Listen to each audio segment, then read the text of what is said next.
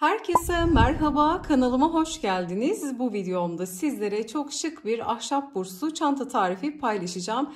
İnanılmaz kolay bir yapımı var. Sadece sık iğneden oluşuyor örneğimiz. Bakın bunu birlikte örüp hazırlayacağız. Şöyle tabanı göstermek istiyorum ilkin. Düz dikdörtgen bir taban hazırlayacağız. Sadece sık iğne ile çantamızı yükselterek ahşap bursumuzu yerleştirerek tamamlamış olacağız. Bakın şöyle çantamızı etraflıca da göstermek istiyorum. Çok muntazam, güzel bir çalışma oluyor. Hemen şu iç kısmını da görelim. İçerisine astar yerleştirmedim. Bu şekliyle kullanmayı planlıyorum ama sizler isterseniz astar dikimi de yapabilirsiniz. Astarınızı diktikten sonra direkt bursunuza yerleştirerek vidalarını kapatıp bu şekilde çantanızı bitirebilirsiniz. Gerçekten çok şık bir çalışma oldu. Burada rafya ve pul ipi birlikte kullandım. Bakın doku çok güzel oldu. Birbirine uygun renkleri ben bir araya getirdim. Ama sizler dilediğiniz renklerde yapabilirsiniz. İlla ki böyle bir ahşap burs olmak zorunda değil. Daha farklı burslarla da bu uygulamayı yapabilirsiniz. Hemen şöyle diğer rengini de göstermek istiyorum. Bakın burada farklılıkları da söyleyeceğim sizlere. Birer yumak raf iplik kullandım. Burada ise bir yumak pul kullandım. Burada ise 2 yumak pul kullandım ama ikinci yumaktan çok az kullanıyorum. Buradaki tek fark burada daha küçük numaralı bir tığ kullanarak daha sıkı bir örgü elde etmiş oldum. Burada ise biraz daha büyük numaralı tığ kullanarak biraz daha gevşek bir örgüyle bakın çantamızı hazırlamış oldum. Yani sayılar falan tamamen aynı. Sadece biraz daha gevşek örerek bakın buradaki pulun seyrekliğinde zaten görüyorsunuz bir yumak yeterli oldu. Burada da siyah rengi ve füme rengini bir araya getirmiştim. İçerisine şöyle göstermek istiyorum. Gerçekten çok güzel oldu. Bu biraz daha derin oldu diğerine göre. Ama dediğim gibi sizler istediğiniz gibi değiştirebilirsiniz. Büyüklükleriyle istediğiniz gibi oynayabilirsiniz. İlla ki böyle bir ahşap burs olmak zorunda değil. Daha farklı burslarla da yapabilirsiniz. Tarifimize geçmeden önce sizlerden küçük de bir ricada bulunmak istiyorum. Kanalımıza ücretsiz abone olabilir. Videoyu beğenir ve yorumlarınızı eksik etmezseniz gerçekten çok mutlu olurum.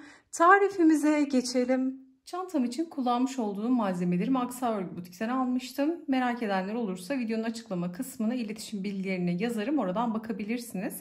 Bu çalışma için 100 gram yumuşak örüm raf iplik yeterli olacak. 2 yumak da böyle pullu iplik kullanacağız. Bakın şöyle dokusunu yakından sizlere göstermek istiyorum. Birçok farklı rengi var. İletişime geçerseniz farklı renklerini de görebilirsiniz. Bir de bakın böyle ahşap bir burs kullanacağım. Hemen şöyle açmak istiyorum. İçerisi böyle mıknatıslı.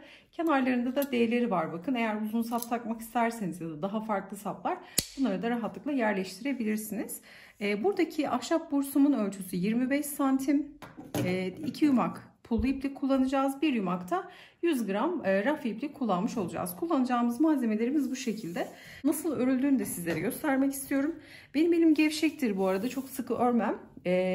Burada 3.75 milim tığ kullanıyorum. Pullu ipimin ucunu çıkardım. Şimdi buradan raf ipi de çıkartıyorum. Şöyle kenara alacağım. İkisini birlikte öreceğiz bakın. Hemen şimdi sayıları da sizlere hızlı bir şekilde veriyor olacağım. Şimdi şöyle iki ipi bir araya getirdim. Hemen bir zincirle ilk ilmeğimi oluşturuyorum.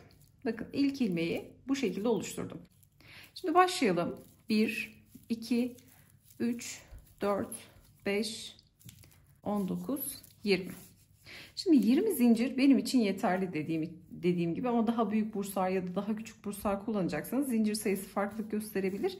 Ya da daha farklı ipler kullanıyorsanız santim de değişeceği için zincir sayınızı değiştirebilirsiniz kendinize göre. Ben bunu göz kararı ayarlıyorum dediğim gibi. Yani bursa göre tahmini bir zincir çekiyorum. Hatta şöyle göstereyim. Bakın şöyle ortalama göz kararı bir zincir çekiyorum. Zaten taban büyüdüğü için burada çalışmamız da büyüyecek. Bursun ağzına olacak şekilde ayarlamaya gayret ediyorum bunu. Şimdi burada 20 tane zinciri çektikten sonra son zinciri bırakıyorum. Hemen bir diğer zincirin arka kesik çizgisine batıp sık iğne örüyorum. Bir sonraki zincire batıyorum. Arka kesik çizgileri kullanıyorum. İpim koyu olduğu için birazcık kaba bir anlatma yapıyorum. Çok detaylı belki görünmeyecektir size. Ama model zaten çok kolay dediğim gibi. Örgü bilenler çok rahatlıkla yapacaktır. Örgü bilenler için birazcık sayı ve santim önemli oluyor. Bazen şunu da söylemek istiyorum. Aynı ipi aynı tığ numarayı kullansak dahi verdiğim ölçüler sizin ölçünüzden belki biraz az. Belki biraz fazla olabilir. Bu da örme sıklığımız ve gevşekliğimizden kaynaklı olarak değişecektir. Buna da dikkat etmekte fayda var. Mutlaka bursa göre örgümüzü ayarlayıp montajını o şekilde yapmak gerekiyor. Şimdi burada sık iğnelerimizi sıra sonuna kadar örüp gelelim. Şimdi sıramızın sonuna geldik. Son zincire 3 tane sık iğne örüyorum. 1, aynı boşluğa, şöyle 2, aynı boşluğa 3. 3 tane sık iğne ile dönüş yaptım. Şimdi karşı tarafa geçiyorum. 2 çizgi artık tığımın üzerinde. Karşı tarafa geçip sık iğnelerin dip kısımlarına batarak birer tane sık iğne örüyorum. Bu aşamada kısa ipleri de gizleyebiliriz. Şimdi her birine bir tane sık iğne örerek sıra sonuna kadar gelelim. Sıramızın sonuna geldim. Son noktaya 2 tane sık iğne örüyorum. Zaten başlarken bir tane örmüştük. Şimdi isterseniz kaydırma yapıp bitiş ve başlangıcınızı belirgin hale getirebilirsiniz. Ya da son sık iğneyi ördüğünüz son sık iğneye bir tane şöyle çengelli iğne takarsınız. Bitiş ve başlangıcınızı daha rahat görürsünüz. İster spiral ilerleyin, isterseniz kaydırma yaparak ilerleyin. Pullu çalışma olduğu için bir de tersini kullanacağımız için bakın iki noktada da tamamen aynı. Bunu da zannediyorum. Şöyle bakacağım. Çünkü bu çantayı öreli bayağı olmuştu. Kaydırma yapmışım bakın. Hiç neredeyse belli değil. Kaydırma yapıp bağlamışım. Ve şöyle yapalım. Kaydırma yapacaksak eğer iki türlü yapılıyor biliyorsunuz. Ya sonda 2 tane sık iğne örüp tamamen spiral şekilde örüyoruz ki videoda öyle anlatmıştım yanlış hatırlamıyorsam. Ya da kaydırma yaparak. Kaydırmayı da nasıl yapıyoruz? Kaydırma yaparak birleştirecekseniz sonda bir tane sık iğne ördükten sonra son noktaya başlarken bir tane sık iğne örmüştük. Şimdi ilk sık iğnenin şöyle tepesine batıyorum. İlmek çıkardım. Bekleyen ilmeğimden kaydırıyorum. Bu kaydırma noktası bana bir tane sık iğneyi veriyor. Başta sonunda bir sık iğne, ortada kaydırma. Bir zincirle yukarı çıkıp bu şekilde kaydırmayı da sık iğne sayabilirsiniz. Şimdi bundan sonra yapacağımız gelen ilk sık iğneye 3 tane sık iğne örüyorum. 2 ve 3. Diğerlerine birer tane batarak ilerliyorum bakın. İlk sık iğneye 3 tane battım. Diğerlerine birer tane batarak hemen şu köşe dönüşü hızlı bir şekilde sizlere anlatmak istiyorum. Şimdi üçlünün olduğu noktaya geldik. 3 tane sık iğne var aynı zincir içerisinde. Şimdi üçlünün ilkine 3 tane sık iğne örüyorum. Şöyle sonradan şu kısa ipi ön tarafa alacağım. Hemen şöyle 3 tane sık iğne örelim. 1, 2 ve 3. İkinciye bir tane sık iğne. Üçüncüye 3 tane sık iğne örüyorum. Şu kısa ipi de bu aşamada gizleyelim. 1, 2 ve 3. Şimdi diğerlerine birer tane sık iğne örerek sıra sonuna kadar geleceğiz. Bu arada raf ip yumuşak bir raf ipti. Elime hiç acıtmayan bir raf ipti. Koton ip de işin içerisine girince, pul ip de işin içerisine girince çok rahat örülüyor. Ekstra bir yumuşaklık oldu. Bunu da söylemek istiyorum. Yani eli hiç zorlamıyor. Renk biraz koyu olduğu için örgü anlaşılıyor mu acaba diye tereddüt ediyorum. O yüzden kabaca bir anlatım yapıyorum. Dediğim gibi daha önceden çok dikdörtgen taban tarifi paylaşmıştım. Sadece sık iğne dikdörtgen taban yapıp sık iğne ile örgümüzü yükseltmiş oluyoruz. Hiçbir zorluğu yok örgünün. Şimdi bu şekilde devam edeceğiz. Son sık iğneye gelelim. Hemen sıramın sonuna geldim. Son sık iğnedeyim. Şimdi son sık iğneye 3 tane sık iğne örüyorum. Başlarken 3 tane örmüştük. Bitirirken de 3 tane sık iğne örüyoruz. Ve kaydırma yaparak bitiriyoruz. Bakın arada bir tane sık iğnemiz vardı bu tarafta. Buradaysa yok. Çünkü niye? Kaydırma noktasını sık iğne kabul ettik. İlmek çıkardım. Kaydırma yapıp bir zincirle yukarı çıkıyorum. Hemen ilk gelen boşluğa bir tane sık iğne. Şimdi bundan sonra üçlünün her zaman ikincisine 3 tane sık iğne örerek 4 köşede de aynı artış yapacağız. Üçlünün ikincisine 3 tane sık iğne. 4 köşede de aynı işlemi tekrar edeceğiz. Şimdi üçlünün ilkine bir sık iğne, ikincisine 3 tane. 1, 2 ve 3. Diğerlerine birer tane batarak örgümüzü bakın dikdörtgen tabanı bu şekilde büyütmüş olacağız. 4 tane artış köşesi var. 4 tane üçlümüz var. Bakın 4 köşede de. Üçlünün ikincisine her zaman 3 tane batarak şimdi bu sırayı bitirdik. Kaydırmayı da bir sık iğne sayıyoruz. Kaydırmayı görünce hemen kaydırma yapıp bir zincirle yukarı çıktık. Üçlüye geldim. Üçlünün bakın önce bir tane burada sık iğne var. Buna batıyorum. Üçlünün ilkine bir sık iğne. Üçlünün ikinci sık iğnesine geldiğim zaman 3 tane örüp Diğerlerini birer tane batıyorum. Üçlünün ikincisine gelip tekrar 3 tane. Buraya da yine 3 tane, buraya da yine 3 tane aynı şekilde örüp sırayı bitiriyoruz. Sizler de mutlaka böyle bursunuzu açın. Tabanı ördükten sonra şöyle içerisine yerleştirin. Taban oturuyorsa, şöyle örgü tam oturuyorsa, çünkü yükseldiği zaman bir tık daha açılma olacak böyle örgüde. Yani bursa uygun bir taban yapmış oluyoruz. Bakın şöyle iç kısmını görüyorsunuz. Şu iç çerçeveye örgü tam yerleşmiş oluyor.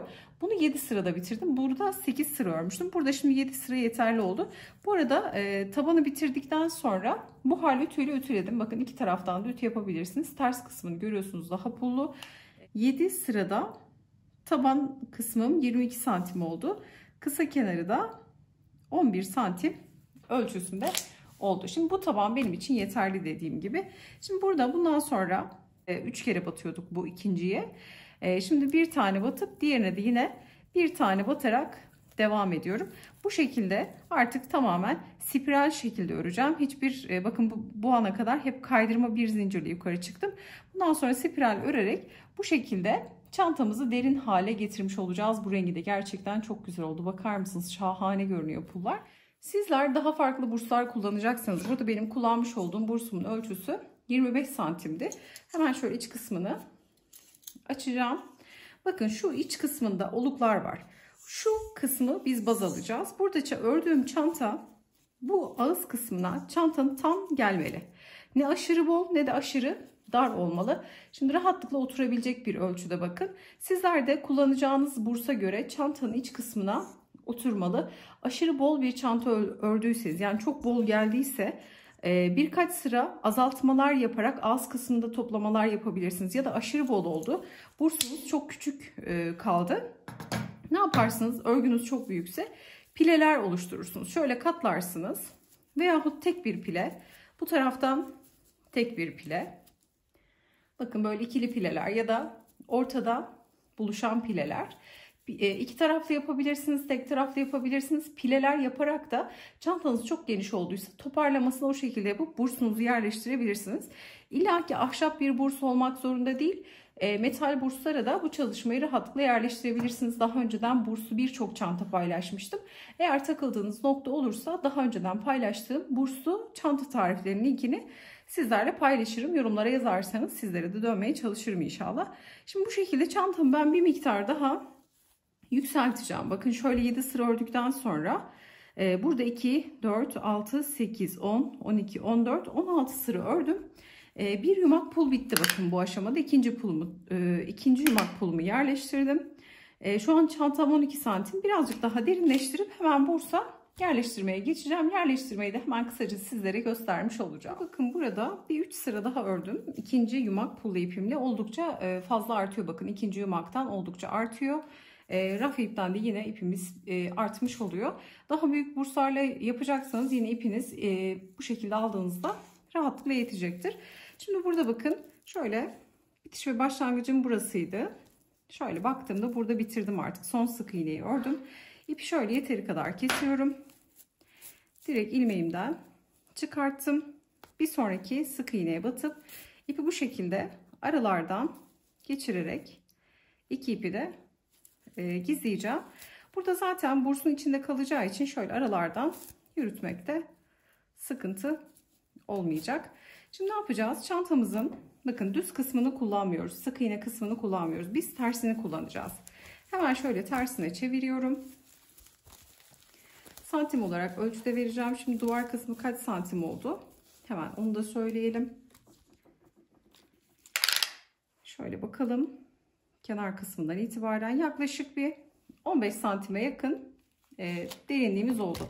Yani bu ölçü benim için yeterli. Sizler daha derin isterseniz buna yani örmeye devam edersiniz. İpiniz yeterli olacaktır. Derinliğini istediğiniz gibi ayarlayabilirsiniz dediğim gibi. Burada şimdi çantayı bitirdikten sonra önemli olan bursumuzun ağız kısmına gelecek şekilde şöyle açacağız. Bakın bursumuzun ağız kısmına gelecek şekilde örgümüzü örmüş tamamlamış olmamız gerekiyor. Şimdi burada buharlı ütüyle duvar kısmını da ütüleyeceğim. Ütüleme yapmamız gerekiyor. Şimdi içeriden bakın düz kısmından tersine çevirdik örgüyü diğer tarafına. Şimdi buharlı ütüyle ütüleyip hemen bursa yerleştirmeye geçiyorum. Ahşap bursumuza bakın örgümüzü yerleştireceğiz. Buharlı ütüyle içeriden ütüledim. Herhangi bir şey yapmadım. Direkt bastırabilirsiniz buharlı ütüyle. Pullarında vesaire hiçbir erime bakın söz konusu değil. Direkt ütüyü bastım bakın pullara. Hiçbir şey olmadı.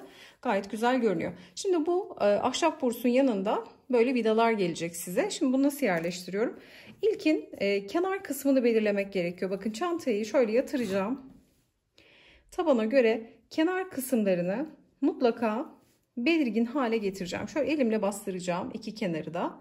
Bu kenarı belirgin hale getirdikten sonra mutlaka şöyle bastıralım. Bu tarafta da yine aynı şekilde dengesizlik olmasın. Çünkü kenarları düzgün oturtursanız bursunuz çok muntazam güzel olur. Ama hafif birkaç milim kayma bile o kadar bozuk bir görüntü oluşturuyor ki mutlaka buna dikkat edin. Kenarları bu kısımları belirgin hale getirelim. Şimdi bursa yerleştireceğiz. Şu kısımda bakın vidalı kısımda birazcık boşluk bırakacağız çantayı.